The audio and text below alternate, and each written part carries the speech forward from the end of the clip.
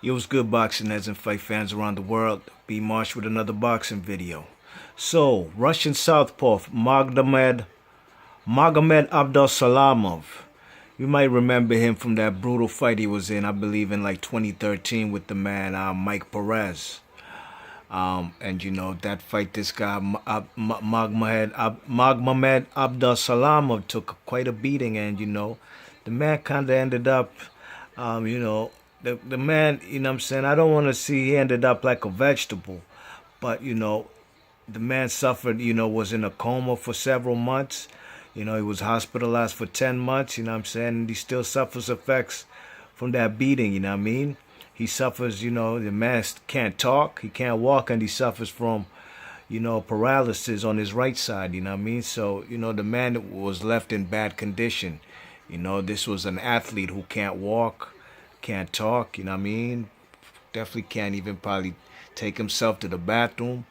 Well, you know, this man might get vindication. It won't bring him back to how he was when he was an athlete and proud of himself, and you know what I'm saying, just you know, a world-class athlete as far as him being a boxer. Well, the New York State has agreed to pay Magomed Abdulsalamov $22 million for that fight, for what happened in that situation. You know what I mean? You know, and this is the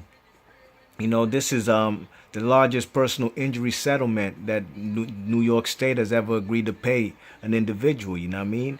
You check it. Abdul Salaam's family, they filed a lawsuit, and they accused, you know, the New York State Athletic Commission, its staff and doctors, of gross negligence, medical malpractice, and recklessness. After you know, Abdul Salamov suffered a brain damage from that fight with Mike Perez. You know what I mean? And like I said, that was in 2013. You know what I'm saying? And you know, Abdul Salamov didn't even go to the hospital with the ambulance. You check it, the man got in a taxi. You know, he traveled to a nearby emergency room in a taxi. You check it, and you know, we're not even, you know, we've been covering this story. I remember that fight vividly, you know what I mean? And that man was taking a beating, and I thought it should have been stopped way before the fight went a decision, you know what I'm saying? So, you know, the man Abdul Salamov, also, according to another filing in that case where he's going to get $22 million, you know, according to another court filing, Abdul Salamov, he owed more than $2 million from his medical treatment. You know what I mean? Because the then standard insurance policy for boxers who competed in New York covered only $10,000 in medical expenses, and an investigation conducted by, the court system, an investigation into the incident by a state inspector general, that took over 3 years for the investigation. It determined that the New York State Athletic Commission mishandled Abdul Salamov after that fight, you know what I mean? That's the reason the man getting $22 million, you check it. And for that fight, the man Abdul Salamov made 40 grand.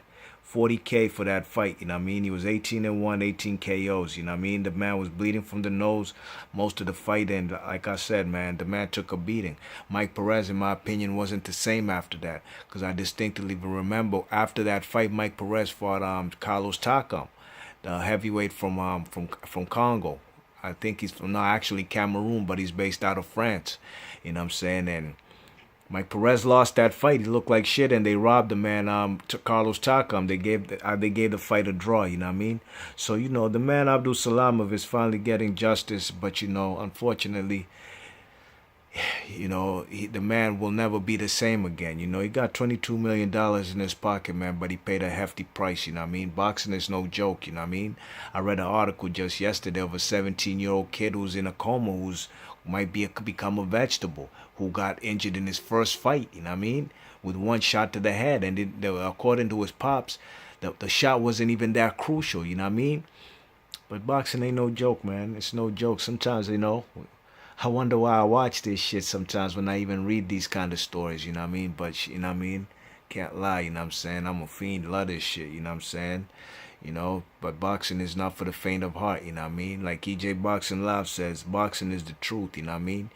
You check it, you could talk this, that, and the third, man, but, sooner than later, you're gonna have to let your fist do the talking. So you see Abdulsalamov in the picture right there with his wife on the right of him. The man still resides in the United States. He lives in Connecticut. He has the promoter, the Russian promoter, Andres Ryabinsky, on the top of him. Of course, next to him we got the other Russian, the steroid head. What's his name? Alexander Pedvedkin. And on the right, in the red shirt, on the very far right, is the man, former IBF champ that Julius Ndongo knocked out in 20 seconds, Edward Turdanowski. You know what I mean? And this is good news for the family of Abdulsalamov. You know what I mean? Took over 3 years for them to come to this settlement, going through litigation. But the New York State, man, the New York State Athletic Commission, the New York State, and all the investigators, they did this family justice, man. 22 million will not bring this man back to who he was to his family, being a father and a husband. But at least it